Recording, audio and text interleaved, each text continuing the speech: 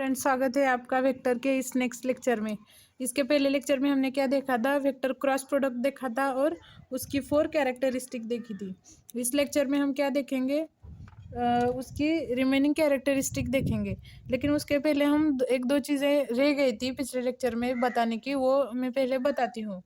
अब क्या है? थर्ड कैरेक्टरिस्टिक क्या थी? If two vectors are parallel और anti parallel then cross product ये क्या होता है? जीरो हो जाता है। क्या क्या था? टू वेक्टर्स अगर पैरेलल या फिर एंटी पैरेलल है तो उनका क्रॉस प्रोडक्ट कितना आ जाता है? जीरो, क्योंकि साइन 0 और साइन 180 डिग्री जीरो होता है। तो उसका कन्वर्स अगर हम लेते हैं क्या है तो क्या आ जाता है? Conversely if the vector product of two non zero vectors is zero then vectors must be either parallel और एंटी पैरेलल। क्या है? पहले हमने क्या देखा था? अगर टू वेक्टर्स पैरेलल या फिर एंटी पैरेलल है तो उनका क्रॉस प्रोडक्ट कितना आ जाता है? जीरो आ जाता है। उसका हम अगर कन्वर्स लेते हैं तो क्या है? अगर टू नॉन जीरो वेक्टर्स का वेक्टर प्रोडक्ट क्या आ जाता है? जीरो आ जाता है। तो हम क्या कंक्लूड कर सकते हैं कि वो दोनों क्या हो सकते हैं? पैरेलल और एंटी पैरेलल हो सकते हैं।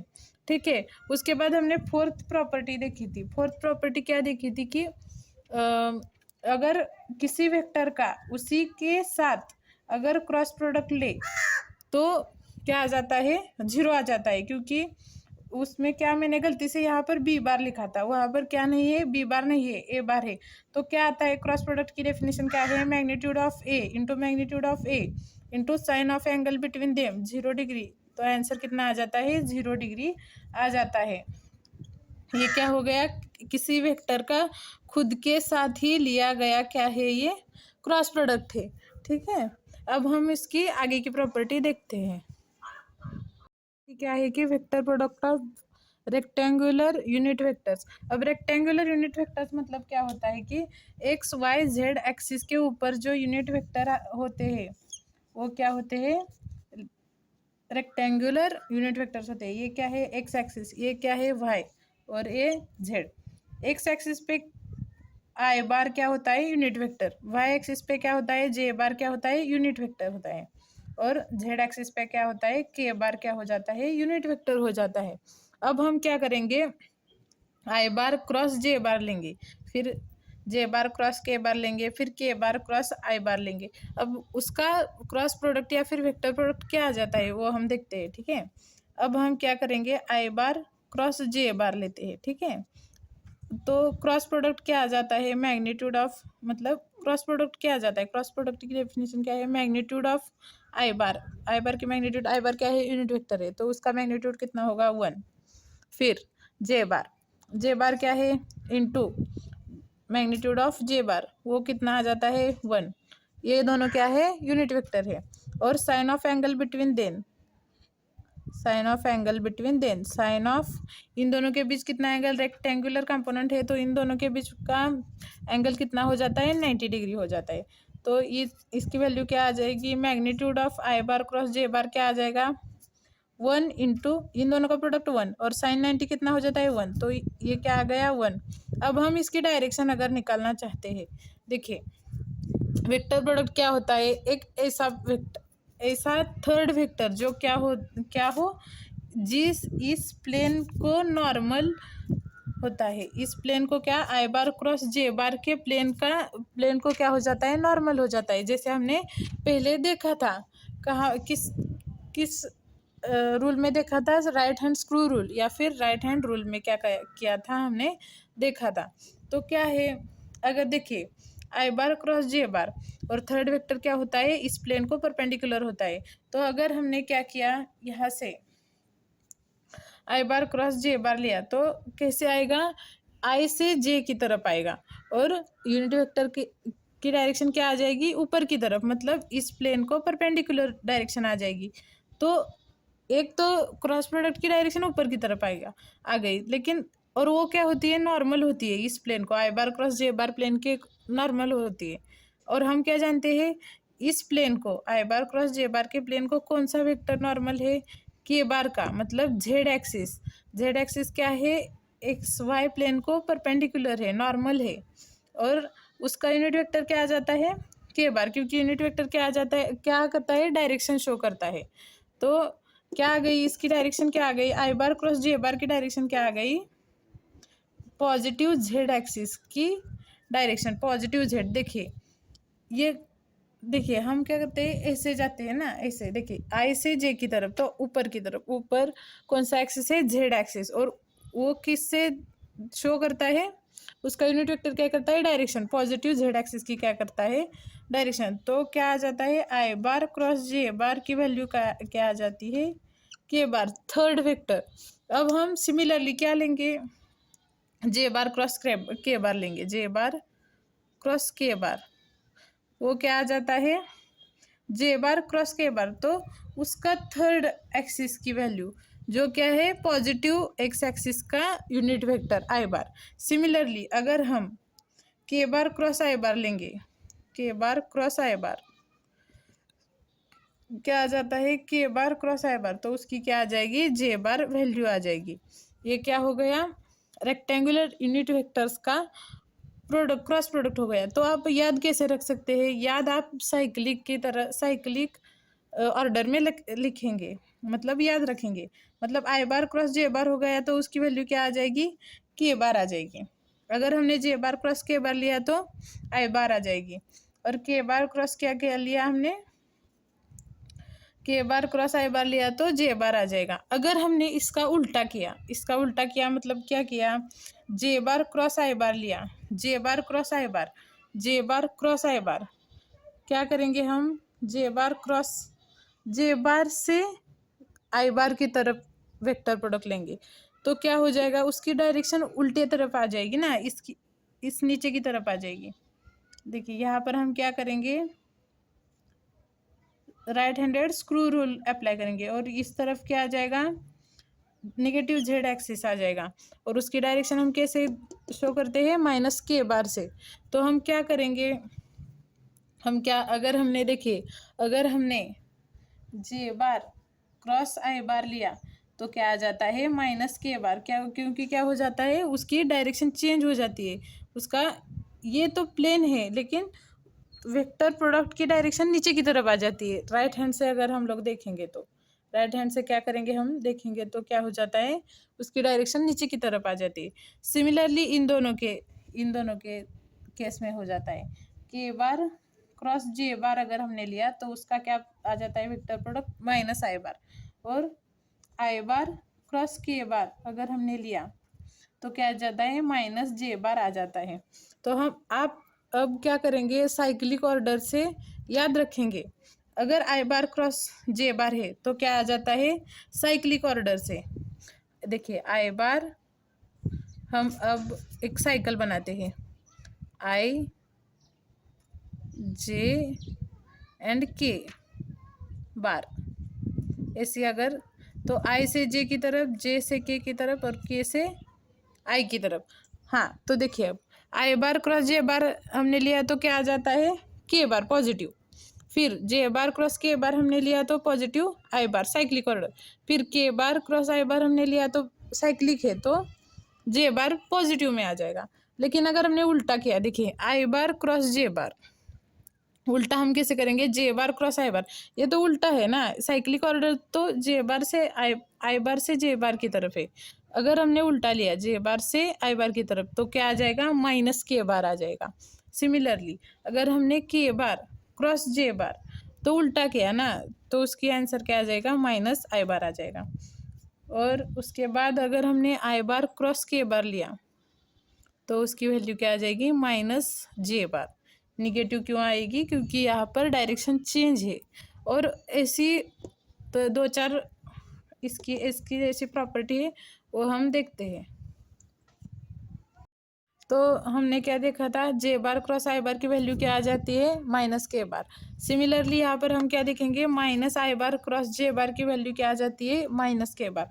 तो माइनस आई बार क्या होता है, माइनस आई बार एक्स एक्सिस के निगेटिव एक्स एक्सिस का क्या हो जाता है, यूनिट वेक्टर हो जाता है। वो एक्स एक्सिस के निगेटिव एक्स एक्सिस के डायरेक्शन का वो क्या हो जाता है, यूनिट वेक्टर होता है, और उसकी भी क्या वैल्यू आ जाती है, माइनस के बार। सिमिलरली सेकंड क्या है, के बार क्रॉस जे बार, माइनस आई बार हम जानते हैं, और नया क्या है, अगर हमने माइनस जे बार क्रॉस के बार लिया तो उसकी वैल्यू क्या आ जाती है, माइनस आई बार।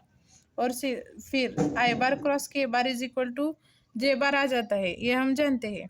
और यहाँ पर हम क्या लेंगे, माइनस के बार क्रॉस आई बार अगर हमने लिया तो उसकी भी वैल्यू क्या आ जाती है, माइनस जे बार वैल्यू आ जाती है। और ये सब आपको क्या करना है, याद करके रखना है, ठीक है।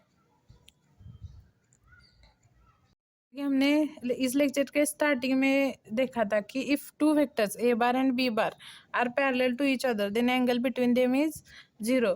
ये हमने क्या किया था, स्टार्टिंग में ही देखा था। अगर कोई दो वेक्टर क्या है, पैरेलल है, ये ए बार है और यहाँ पर क्या है, कोई बी बार है, तो ये दोनों क्या हो गए, पैरेलल हो गए। तो इन दोनों के बीच का एंगल कितना हो गया, एंगल क्या हो गया, 0। तो क्रॉस प्रोडक्ट क्या आ जाता है, उन दोनों का क्रॉस प्रोडक्ट कितना आ जाता है, 0 आ जाता है। वो कैसे हमने देखा था, ए बार क्रॉस बी बार। हम क्या जानते हैं, क्या होता है, इस डेफिनेशन से क्या मिलता है, अगर इन दोनों के डायरेक्शन में कोई क्या है, इन दोनों के डायरेक्शन में ए बार क्या है, कोई यूनिट वेक्टर है इन दोनों के डायरेक्शन में, तो क्रॉस प्रोडक्ट की डेफिनेशन क्या है, A bar magnitude of A magnitude of B bar into sine of angle between them. Sine of angle between them, उन दोनों के बीच का एंगल कितना है, 0। तो 0, तो ये वैल्यू क्या हो गई, 0 हो गई। ये हम जानते हैं। अगर इसे हम क्या करने लगे, अगर हम इसे क्या करने लगे कि हम इसे रेक्टेंगुलर यूनिट वेक्टर्स में अगर हमने इसे अप्लाई किया, मतलब एक्स वाई जेड एक्सिस में, जैसे अभी अभी हमने देखा था एक्स वाई जेड एक्सिस का unit vector I bar J bar and के बार, इस केस में अगर इसे हमने क्या किया, अप्लाई किया, तो क्या आ जाता है, देखिए अगर हमने आई बार क्रॉस जे बार लिया, I bar cross J bar, sorry हम क्या लेंगे यहाँ पर, आई बार क्रॉस आई बार लेंगे, क्योंकि खुद के साथ वेक्टर प्रोडक्ट या फिर किसी टू पैरेलल वेक्टर्स के साथ हम क्या करेंगे, वेक्टर प्रोडक्ट लेंगे। ए बार क्रॉस ए बार की क्या वैल्यू, मतलब ए बार के ही पैरेलल क्या है, वो यूनिट वेक्टर, ये वेक्टर है, तो उसका क्या आ जाता है, क्रॉस प्रोडक्ट 0। तो हमने जैसे फोर्थ प्रॉपर्टी में देखा था, खुद के साथ किसी वेक्टर का क्रॉस प्रोडक्ट कितना आ जाता है, 0 आ जाता है। फोर्थ प्रॉपर्टी भी हमने इसी लेक्चर में देखी है, तो वो भी क्या आ जाता है, 0 आ जाता है। तो क्या रेक्टेंगुलर यूनिट वेक्टर्स में आई बार क्रॉस आई बार कितना आ जाएगा, 0। Similarly J bar cross J बार कितना आ जाएगा, 0। और के बार क्रॉस के बार कितना आ जाएगा, 0 आ जाएगा। ये है इसकी सिक्स्थ प्रॉपर्टी। अब हम देखेंगे सेवंथ प्रॉपर्टी। तो क्या है, अब हम देखेंगे सेवंथ प्रॉपर्टी। तो सेवंथ प्रॉपर्टी क्या है, अगर हमने ए बार क्रॉस बी बार का प्रोडक्ट लिया, कब लिया, हम कब लेंगे प्रोडक्ट, तो ए बार रेक्टेंगुलर कंपोनेंट में क्या किया गया हो, एक्सप्रेस किया गया हो, और बी बार क्या रेक्टेंगुलर कंपोनेंट में दिया गया हो, तो क्या होता है, rectangular component A bar is equal to I bar A X plus J bar A Y plus K bar A Z, and B bar कैसे दिया जाता है, B bar is equal to I bar B X plus J bar B Y plus K bar B Z. तो हम क्या करेंगे, ए bar cross B बार का cross product लेंगे। तो कैसे लेंगे, पहले ए बार का ब्रैकेट क्रॉस बी बार का ब्रैकेट लिया गया है।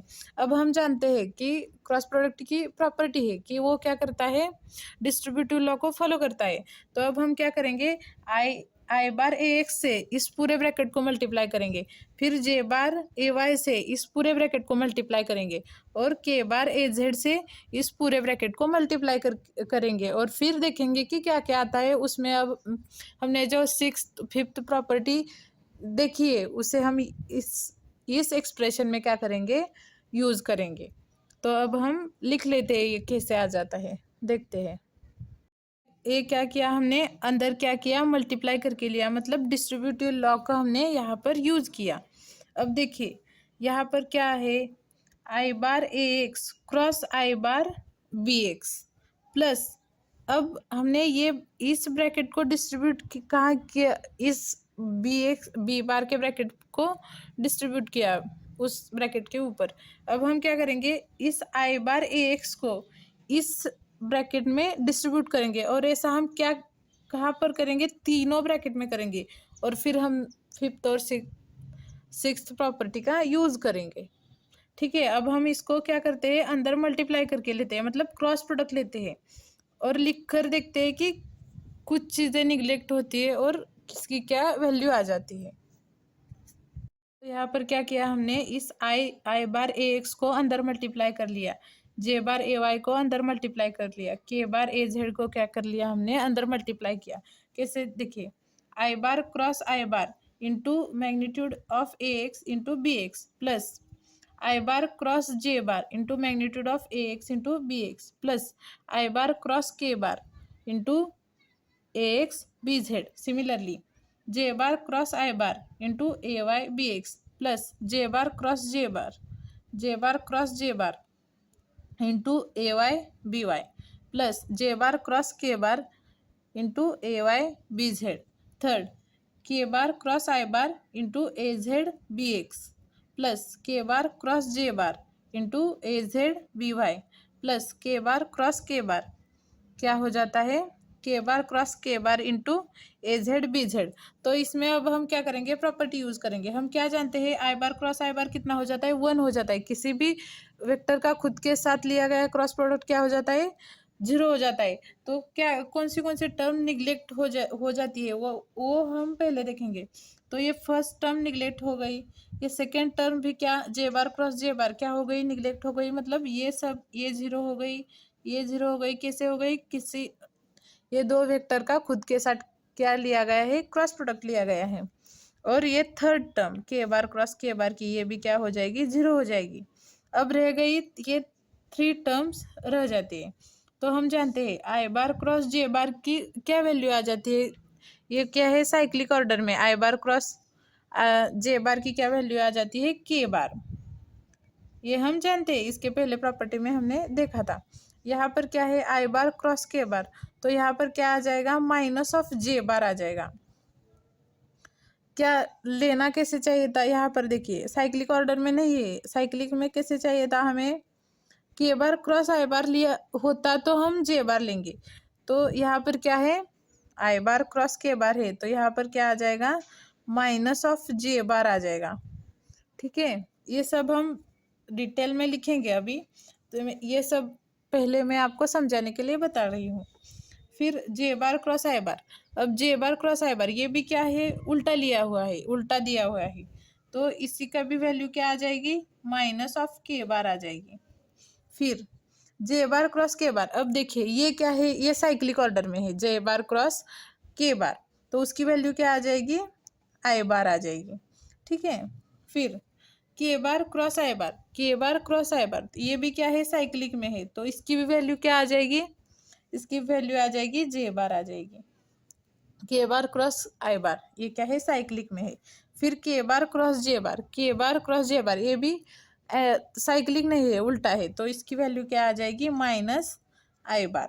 ठीक है, अब हम इसे डिटेल में लिखेंगे, कट की हुई टर्म को निगलेक्ट करके हम जो रह गए, मतलब के बार माइनस जे बार कहाँ आ जाता है, वो हम यहाँ पर क्या करेंगे, लिखेंगे, और फिर देखेंगे कि क्या आ जाता है टोटल। ठीक है, ये क्या किया हमने, इसका सिंप्लीफाई करके लिखा, मतलब जो 0 आ जाती है वो टर्म हमने निकाल दी, और इन सब की क्या की हमने, मतलब इन क्रॉस प्रोडक्ट की जगह उनका आंसर लिख दिया। अब हम क्या करेंगे कि इसमें कॉमन टर्म्स बाहर निकालेंगे, और वो एक्सपेंशन डिटेल में लिखेंगे। मतलब जैसा हमने ए बार की क्या वैल्यू हो जाती है, इन रेक्टेंगुलर कंपोनेंट्स में कैसा हो जाता है, A bar is equal to क्या होता है, A bar is equal to I bar A X plus J bar B Y A Y और plus K bar A Z, ऐसा हो जाता है। हम क्या करेंगे, इसमें यूनिट वेक्टर्स को कॉमन निकाल कर इस ए बार क्रॉस बी बार को इस फॉर्म में लिखेंगे।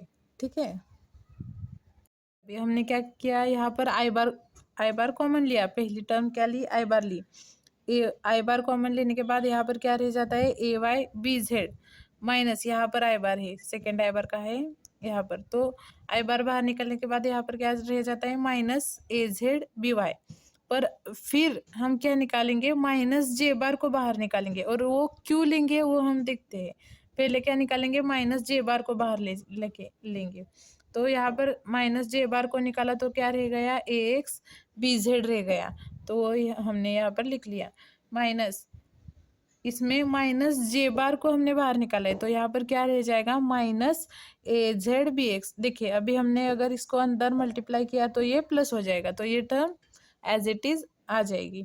फिर उसके बाद क्या है, के बार हम कॉमन निकालेंगे, तो के बार यहाँ पर है, के बार plus K bar A X B Y, और यहाँ पर के बार है, तो क्या आ जाएगा माइनस ए, के बार को बाहर निकाला ए वाई बी एक्स। अगर आप इसको ध्यान से देखेंगे तो ये क्या है, एक डिटर्मिनेंट का एक्सपांशन है, डिटर्मिनेंट का एक्सपांडेड फॉर्म है। जैसे कि देखिए अगर हमने ए बार क्रॉस बी बार लिया है, ये क्या है टोटल आप जानते हैं, हमने 11th में देखा है कि डिटर्मिनेंट का एक्सपांशन क्या हो जाता है। तो ये क्या है, डिटर्मिनेंट का एक्सपांशन है। कैसे, तो ये है A bar cross B bar is equal to determinant of I bar J bar K bar A X A Y A Z B X B Y B Z. अगर हमने इसका डिटर्मिनेंट लिया तो सेम यही आंसर आ जाता है, इसीलिए हमने यहाँ पर क्या लिया है, माइनस लिया है। ना भी लो तो अंदर के साइन सिर्फ चेंज होता रहे, ज़्यादा कुछ फर्क नहीं पड़ता। ठीक है, अगर हमने यहाँ पर क्या लिया आई बार, अगर आई बार लिया तो हम यहाँ पर डिटर्मिनेंट कैसे सॉल्व करते हैं, आई बार लिया, I bar into A Y B Z into minus A Z B Y, ऐसे करते हैं। ठीक है, सेम यही ब्रैकेट आ जाता है। सिमिलरली हम क्या करते हैं, माइनस जे बार लेंगे, माइनस जे बार लेने के बाद क्या करते हैं, ए X B Z minus A Z B x लेते हैं, फिर प्लस के बार। तो के बार लेने के बाद हम कैसे करेंगे, ए X B Y into A Y B x. तो सिमिलरली क्या आ जाता है, डिटर्मिनेंट आ जाता है। तो हम क्या, अब हमें इतना आसान बना दिया है कि ए बार क्रॉस बी बार मतलब cross product of two vectors क्या होता है कि उन वेक्टर्स के एलिमेंट्स का डिटर्मिनेंट होता है, डिटर्मिनेंट का आंसर हो जाता है। ठीक है, ये क्या है, यूनिट वेक्टर्स है। हम जानते हैं ए बार क्या है, आई bar A X plus J bar A Y plus K bar A Z, and B बार क्या है, आई bar B X plus J bar B Y plus K bar B Z. तो इन दोनों का डिटर्मिनेंट क्या हो गया, I J K A X B Y, I J K rectangular components, फिर A X A Y A Z, और फिर B X B Y B Z, उनके कंपोनेंट के एक्सपांशन, मतलब इन दो वेक्टर्स का क्या है, डिटर्मिनेंट लिया गया है। ठीक है, कैरेक्टरिस्टिक में हम क्या देखेंगे, interpretation of magnitude of vector product. पहले हम क्या जानते हैं, वेक्टर प्रोडक्ट की मैग्नीट्यूड क्या होती है। वेक्टर प्रोडक्ट की मैग्नीट्यूड क्या होती है, A bar cross magnitude of A bar cross B bar is equal to magnitude of A into magnitude of B and sine of angle between them. जैसे कि हम यहाँ पर देख सकते हैं, ये क्या है, ए बार, ओ ई मतलब क्या है, ए बार, और ओ सी मतलब क्या है, बी बार। ये दो क्या है, वेक्टर, और उन दोनों के बीच का एंगल क्या है, थीटा। अब हम क्या करेंगे, इस मैग्नीट्यूड का इंटरप्रिटेशन एक्चुअली होता क्या है, तो वो क्या होता है, किसी भी पैरेललोग्राम का एरिया होता है। मतलब क्या है, किसी भी टू वेक्टर्स, अगर कोई भी टू वेक्टर्स है वो क्या कर रहे हैं, किसी भी पैरेललोग्राम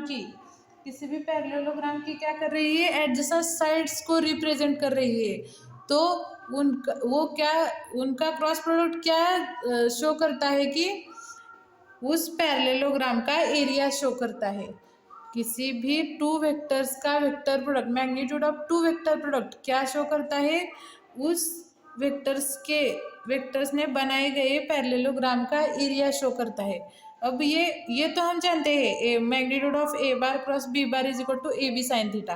अब इसे हम प्रूव करना है, हमें क्या करना है, प्रूव करना है कि किसी भी पैरेललोग्राम का एरिया कैसे शो होता है। ठीक है, देखिए अभी क्या किया है हमने, ये क्या है, ओ सी डी ई, ये क्या है, कोई भी पैरेललोग्राम है, उसके adjacent sides O E and O C क्या है, वेक्टर्स है A bar and B bar.